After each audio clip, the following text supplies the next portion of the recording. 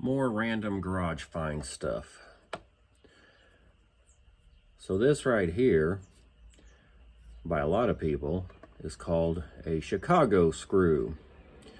You will find these on leather items like purses where the strap attaches, belts where the buckle attaches. But a real common place to find them is holding hand saw wooden handles on. And a lot of times that's how they put the logo on. You can get them for leather that are real fancy also. The funny thing is, one time I went to Lowe's and I asked the guy in the hardware department for Chicago screws, and he looked at me perplexed. And then I explained what they are. Male bolt, female thing, looks like a rivet screws together, and he said, "Oh, sex screws." Then he knew exactly what I was talking about.